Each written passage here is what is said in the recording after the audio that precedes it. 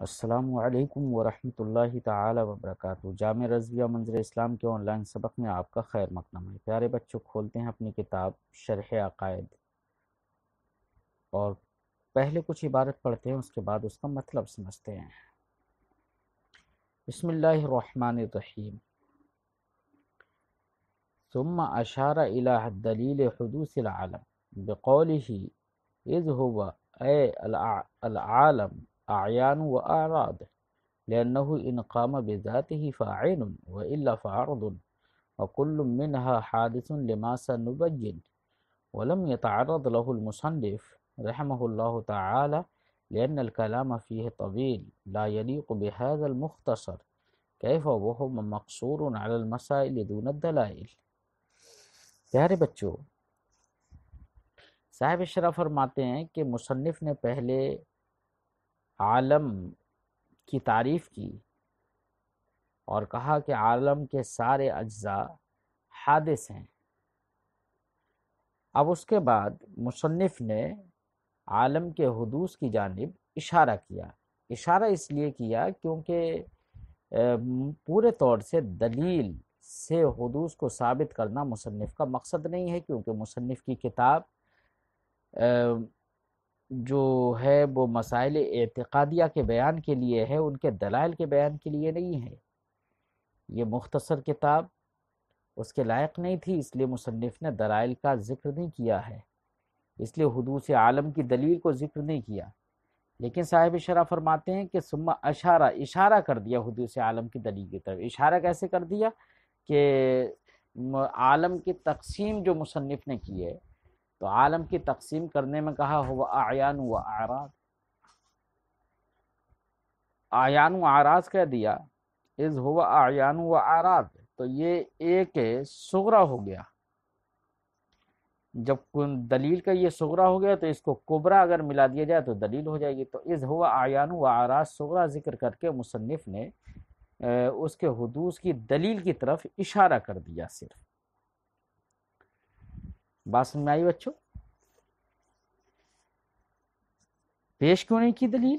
تو وجہ ہم نے بیان کر دی، کیونکہ مصنف کا مطمح نظر وہ دلائل کو ذکر کرنا نہیں ہے۔ ان کا یہ رسالہ مسائل پر مختصر ہے، مسائل پر منحصر ہے اور مقصور ہے، اور دلائل پر نہیں۔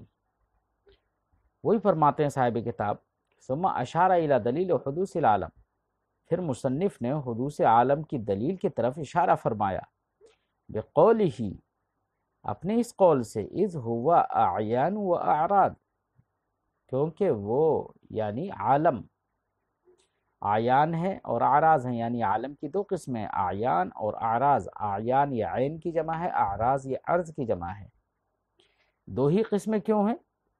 اس کی وجہ صاحب شرح بیان کر دیتے ہیں، لأنه ان قام بذاته فعین، کیونکہ اگر قائم بذاتی ہی ہو عالم میں سے جو چیزیں قائم بذاتی ہی ہوں تو وہ عین ہوں گی، اور اگر قائم بذاتی ہی نہ ہوں تو وہ عرض ہوں گی۔ وَإِلَّا فَعَرْضٌ، ورنہ عرض ہوں ہے، إِن لَمْ يَقُمْ بِقَائِمٍ، إِن لَمْ يَقُمْ بِذَاتِهِ فَعَرْضٌ، یعنی قائم بذاتی ہی نہ ہو تو وہ عرض۔ وَكُلُّ مِنْهَا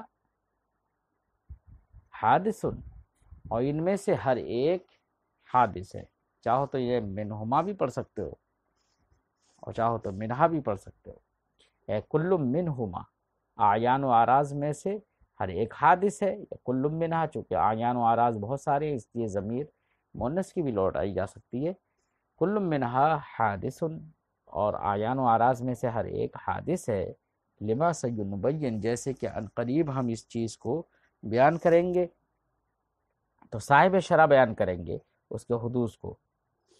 مصنف نے تو حدوث کی طرف ایک اشارہ کر دیا۔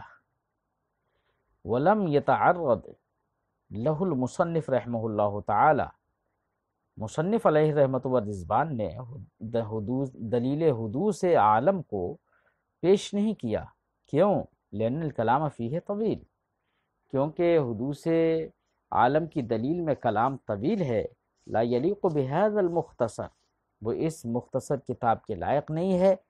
کیفا، اور کیوں لائق ہو، وہو مقصور علی المسائل، یہ کتاب تو مسائل پر مقصور ہے، دون الدلائل، اس میں دلائل کو ذکر کرنا یہ مقصود مصنف نہیں ہے۔ بہرحال دو قسمیں کر دی مصنف نے عالم کی، اور عالم اس سے پہلے مصنف نے بتا دیا ہے کہ عالم اپنی جمیع اجزاء کے ساتھ حادث ہے، تو جب مقسم اپنی جمیع اجزاء کے ساتھ حادث ہے تو اس کی دونوں قسمیں یعنی اعیان اور اراض بھی کیا ہوں گے، حادث ہوں گے اور ممکن ہی ہوں گے نا۔ اس لیے اب تفصیل فرمانا ہے، فالاعیان ما لہو قیام بذاتہ، تو اعیان وہ ہوں گے جن کے لیے قیام بذات ہی ہو، قیام بذات ہی ہو۔ تو یہاں پر مصنف نے فرمایا فالاعیان ما، تو ما تو بڑا عام ہے، واجب، ممکن، جائز، ساری تینوں قسموں کو شامل ہے ما تو۔ پھر تینوں قسموں کو شامل ہے تو صاحب شرح فرماتے ہیں ممکن، کہ ما سے مراد یہاں پر تینوں قسموں میں سے ہر ایک کو عام ہونا نہیں ہے، بلکہ ما سے مراد ممکن ہے، یعنی اعیان وہ ممکن ہے۔ اب یہاں ما سے ممکن مراد صاحب شرح نے لے لیا تو کوئی نہ کوئی قرینہ چاہیے نا، کسی عام کو کسی خاص معنی میں مراد لینے کے لیے قرینہ چاہیے، تو قرینہ کیا ہے؟ تو صاحب شرح آگے فرماتے ہیں بقرینۃ جعلہ من اقسام العالم، کہہ رہے ہیں کہ ہاں قرینہ یہاں پر ہے، کیونکہ اعیان کو اقسام عالم سے قرار دیا مصنف نے، یہاں پر ان اعیان کا ذکر ہے جو کہ عالم کی قسم ہے ایک، اور عالم حادث ہے۔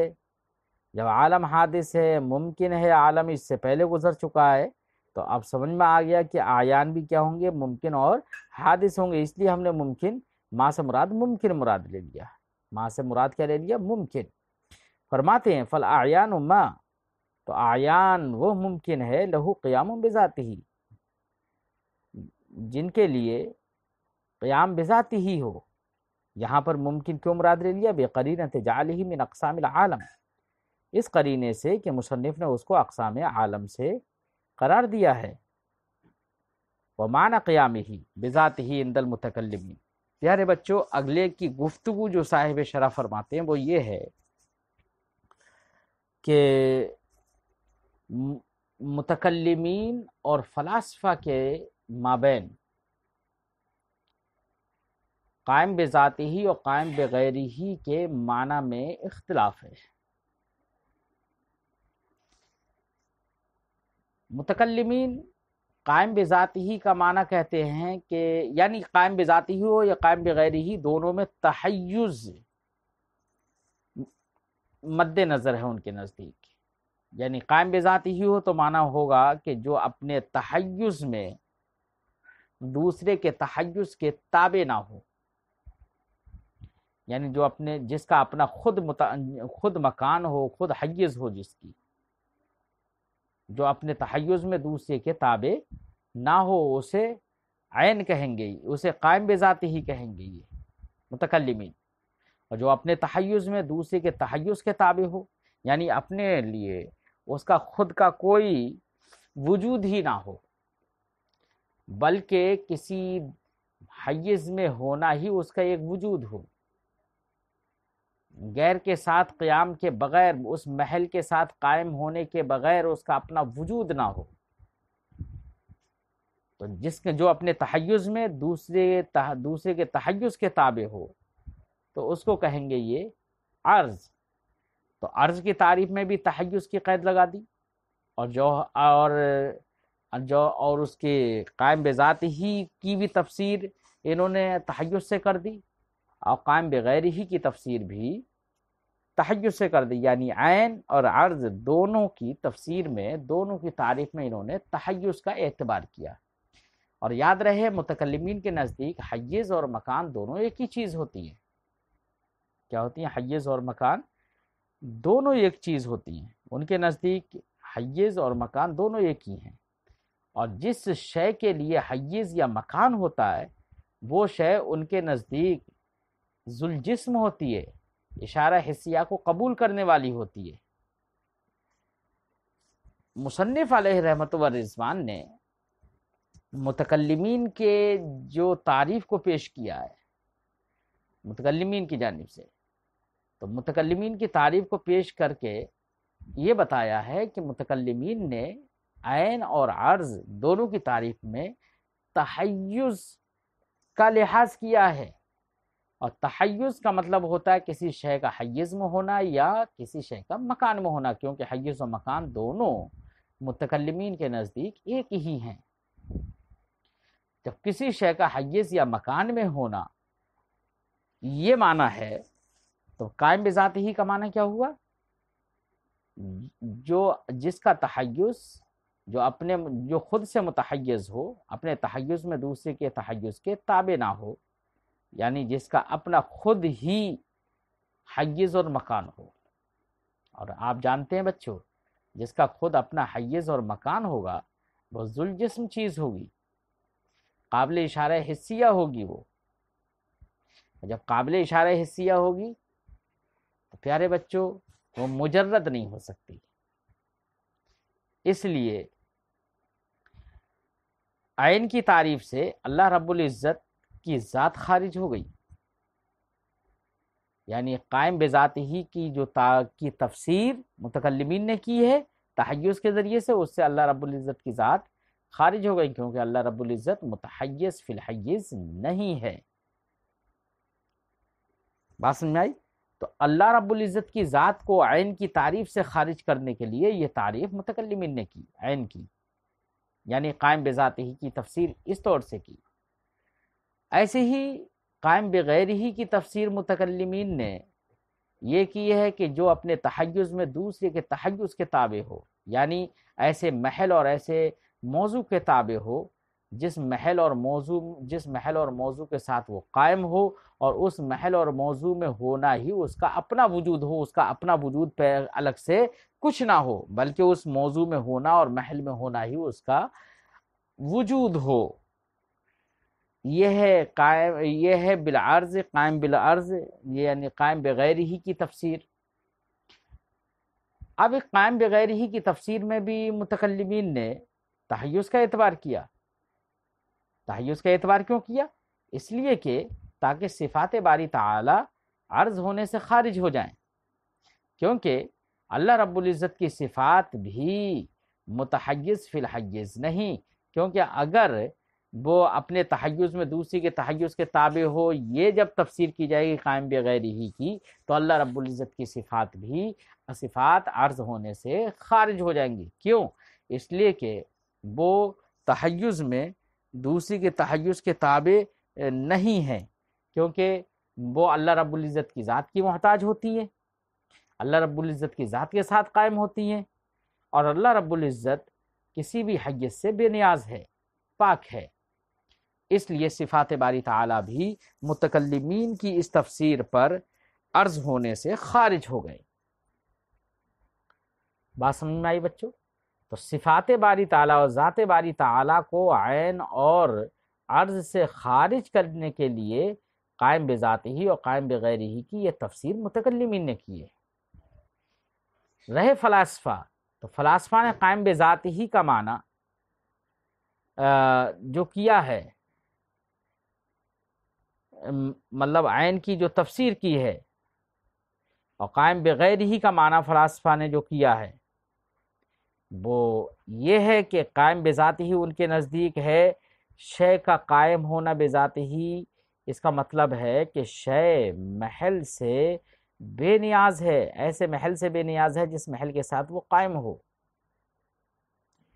اور ایسے شے قائم بذاتی ہی ہونے کا جب یہ معنی کر دیا کہ استغناؤہ عن محل یقوم، ایسے محل سے اس کا بے نیاز ہونا جس محل کے ساتھ وہ قائم ہو، تو محل سے بے نیاز ہونے کا معنی یہ ذات باری تعالیٰ پر صادق آتا ہے، کیونکہ اللہ رب العزت ایسے محل سے بے نیاز ہے کہ جو اللہ رب العزت ایسے محل سے بے نیاز ہے جس کے ساتھ وہ قائم ہو۔ جب محل سے بے نیاز ہے تو یہ معنی ذات باری تعالیٰ پر صادق آیا۔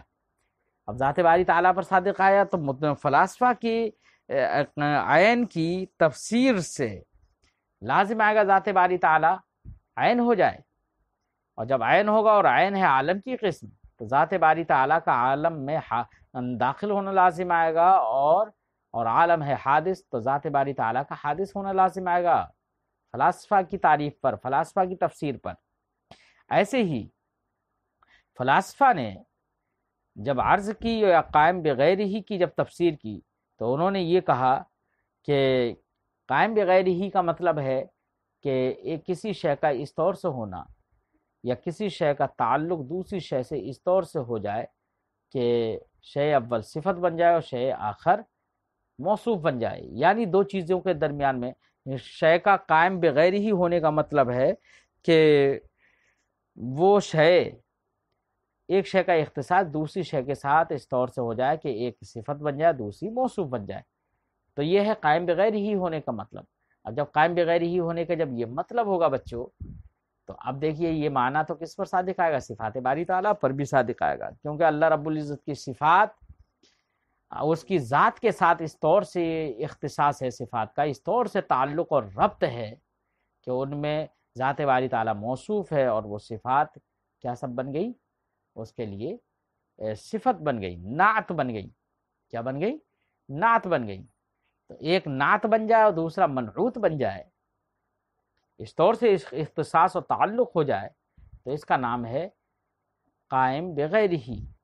تو قائم بغیر ہی کی یہ تفسیر فلاسفہ کے نزدیک صفات باری تعالیٰ پر بھی صادق آئے گی، لہذا صفات باری تعالیٰ اس تفسیر کے مطابق عرض ہوں گی، اور جب عرض ہوں گی، اور عرض ہے حادث، اور حادث یہ عالم ہے، عالم ہے اور عالم ہے حادث، تو عرض بھی کیا ہے؟ حادث، تو صفات باری تعالیٰ کا حادث ہونا لازم آئے گا۔ فلاسفہ کہتے ہیں کہ اگر صفات باری تعالیٰ کا حادث ہونا لازم بھی آ رہا ہے تو خرابی کیا ہے؟ کیونکہ فلاسفہ تو صفات باری تعالیٰ کو مانتے ہی نہیں ہیں، وہ تو صفات باری تعالیٰ کے قائل ہی نہیں ہیں، تو اگر صفات باری تعالیٰ خارج بھی ہو گئیں تو ان کے یہاں پر تو کوئی فرق نہیں پڑتا۔ بات سمجھ میں آئی بچوں؟ جی، یہ تفسیر کی گئی ہے، تو متکلمین اور فلاسفہ کے درمیان یہ اختلاف ہے۔ اصل میں فلاسفہ نے یہ جو تفسیر کی ہے عین کی، جو قائم بذات ہی کی جو تفسیر کی ہے کہ ایسے محل سے بے نیاز ہو جس کے ساتھ وہ قائم ہو، محل سے بے نیاز ہو، در حقیقت اصل میں فلاسفہ کچھ ایسے، متکلمین کے نزدیک ہم نے بتایا تھا کہ ان کے نزدیک تحیز ہے دونوں میں، اور جو شے کسی حیز میں ہوتی ہے، متحیز فی الحیز ہونا یہ ذل جسم کے لیے ہوگا، قابل اشارہ حسیہ جو ہو، اس لیے متکلمین کے نزدیک تو قائم بذات ہی بھی جسمانی چیز ہوگی، قابل اشارہ حسیہ ہوگی، اور غیر قائم بذات ہی جو ہوگی وہ بھی جسمانی ہوگی اور قابل اشارہ حسیہ ہوگی۔ اس لیے متکلمین کی اس تعریف پر مجردات کا کوئی ثبوت نہیں ہو پائے گا، کیونکہ کچھ ایسے بھی چیزیں مانتے نا کائنات میں فلاسفہ کہ جن کے بارے میں یہ کہتے ہیں کہ وہ مجرد عن الجسم ہے، جیسے عقول ہے اور نفس ناطقہ ہے وغیرہ وغیرہ۔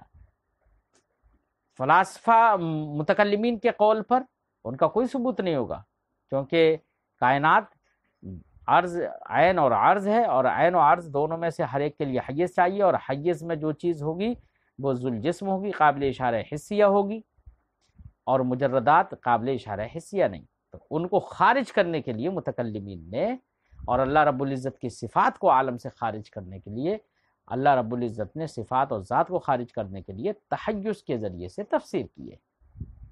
بات سمجھ میں آئی بچوں؟ اگر قائم بذاتی اور قائم بغیر ہی کا جو فلاسفہ کا قول ہے، فلاسفہ کی جو تفسیر ہے، اس تفسیر پر مجردات کا ثبوت ہوگا۔ متکلمین انہیں نہیں مانتے، کیوں؟ وہ کہتے ہیں کہ جن دلائل سے ان کا ثبوت کیا جاتا ہے وہ دلائل قواعد اسلامیہ اور اصول اسلامیہ کے مطابق نہیں ہے۔ بات سمجھ میں آ گئی ہوگی بچوں؟ تو ترجمہ لگاتے ہیں، فرماتے ہیں فالعیان اے ممکن لہو قیام بذاتہ، تو اعیان وہ ممکن ہے جن کے لیے قیام بذاتہ ہی ہو۔ یہ ما سے مراد ممکن کیوں لے لیا؟ فرماتے ہیں بقرینۃ جعلہ من اقسام العالم، اس قرینے سے کہ اس کو اقسام عالم سے قرار دیا ہے مصنف نے عیان کو. وہ معنی قیام ہی بذاتی ہی، بہرحال جو قائم بذاتی ہی ہو تو اسے عین کہیں گے. اب قائم بذاتی ہی ہونے کا معنی کیا ہے؟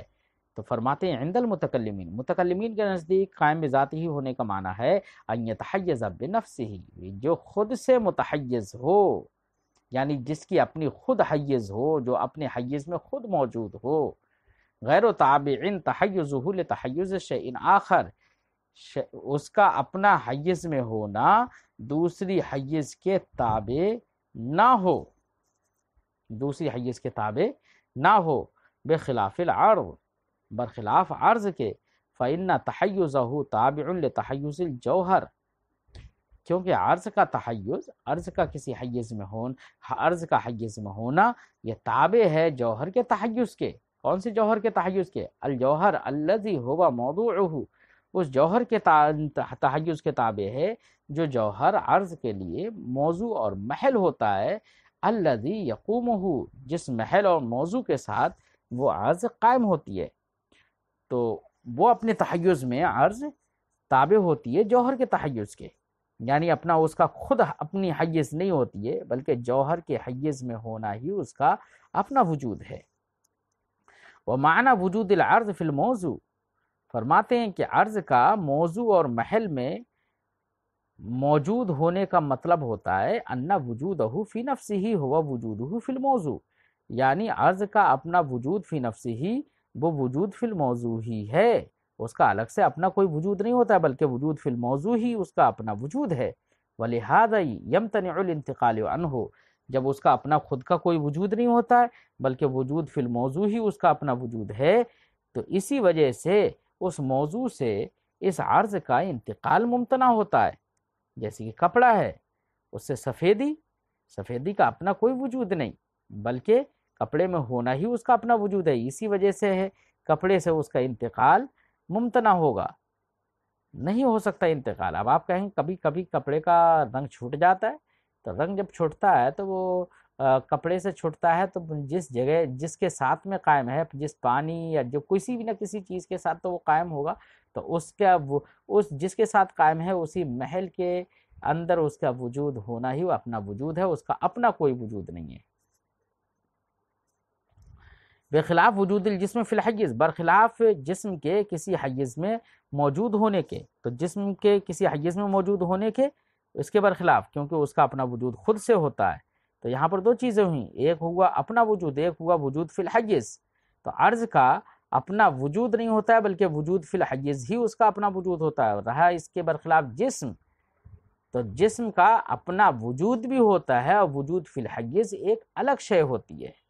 اسی کو صاحب کتاب نے فرمایا لِأَنَّ وُجُودَهُ فِي نَفْسِهِ أَمْرٌ، کیونکہ جسم کا اپنا وجود فی نفسہ ہی ایک الگ امر ہے، وَوُجُودَهُ فِي الْحَيِّزِ أَمْرٌ آخر، اور اس کا وجود فی الحیز ایک امر آخر ہے. وَلِهَذَا يَنْتَقِلُ عَنْهُ، جو اس کا اپنا وجود خود سے ہے اور وجود فی الحیز ایک امر آخر ہے، اسی وجہ سے حیز سے اس کا منتقل ہونا پا لیا جاتا ہے. وَلِهَذَا يَنْتَقِلُ عَنْهُ، اسی وجہ سے وہ حیز سے منتقل بھی ہو جاتا ہے. وعند الفلاسفہ، یہ تو متکلمین کے نزدیک گفتگو تھی. وعند الفلاسفہ، فلاسفہ کے نزدیک قائم بذات ہی ہونے کا مطلب ہے استغناؤہ عن محل یقوم، یعنی اس کا بے نیاز ہونا ایسے محل سے جس محل کے ساتھ وہ قائم ہو. تو یہ ہے قائم بذات ہی ہونے کا مطلب، کہ جو شے محل سے بے نیاز ہے جس کے ساتھ وہ قائم ہو، ایسے محل سے بے نیاز ہے، اسے ضرورت نہیں ہے محل کی، تو وہ قائم بنفس ہی ہے، وہ قائم بذات ہی ہے. ومعنی قیامہ بشیء آخر، اور شے آخر کے ساتھ اس کے قائم ہونے کا مطلب یعنی قائم بغیر ہی ہونے کا معنی اختصاصہ بہ، اس شے کا دوسری شے کے ساتھ جس کے ساتھ وہ قائم ہے اس شے کے ساتھ ایسا اختصاص و تعلق ہو بحیث یصیر الاول نعتا، کہ شے اول نعت ہو جائے اور شے ثانی منعوت ہو جائے. سواء کان متحیزا، عام ازی، خواہ وہ متحیز ہو یا متحیز نہ ہو. متحیز ہو کما فی سواد الجسم، جیسے جسم کے سیاہی میں، کہ سواد اس کا اختصاص جسم کے ساتھ اس طور سے ہے کہ ایک صفت بن جاتا ہے اور جسم اس کے لیے موصوف بن جاتا ہے، اور یہ متحیز بھی ہوتے ہیں، تو اس میں عموم کر دیا نا، ان کے نزدیک تعریف میں تحیز کی داخل نہیں ہے، اس لیے تعریف عام ہوگی متحیز کے لیے بھی اور غیر متحیز کے لیے بھی۔ وہی اسی لیے فرماتے ہیں سواء کان متحیزا، خواہ متحیز ہو جیسے کہ صفات جسم میں، او لا، یا متحیز نہ ہو، کما فی صفات اللہ تعالی، جیسے کہ اللہ تعالیٰ کی صفات میں۔ بات سمجھ آئی بچوں؟ اللہ تعالیٰ کی صفات متحیز نہیں ہے، لیکن اختصاص و بھی بحیث یسیر الاول نعتن والثانی منعوتن، یہ تعریف عام بغیر ہی کی، یہ تعریف تو اس پر صادق آ رہی ہے، اور اس تعریف میں تحیز کی شرط نہیں ہے، اس لیے صفات باری تعالیٰ اس تعریف کے لحاظ سے فلاسفہ کے نزدیک کس میں داخل ہو جائیں گی؟ عرض میں۔ والمجردات، ایسی مجردات جیسے عقول وغیرہ جو ہیں، عقول، نفوس وغیرہ، وہ بھی کس میں داخل ہو جائیں گے؟ صفت میں، یعنی عرض میں داخل ہو جائیں گے۔ بات سمجھ آئی بچوں؟ تو مصنف نے یہاں پر ان باتوں کو بیان کیا، تو اب آپ کے ذہن میں تعریف آ گئی ہوگی۔ تو متکلمین اور فلاسفہ کے درمیان جو اختلاف ہے، اس اختلاف کو ذہن میں رکھنا ہے۔ آج کی گفتگو یہیں پر ختم کرتے ہیں، اور پھر اگلے سبق میں انشاءاللہ ملتے ہیں۔ السلام علیکم ورحمۃ اللہ تعالی وبرکاتہ۔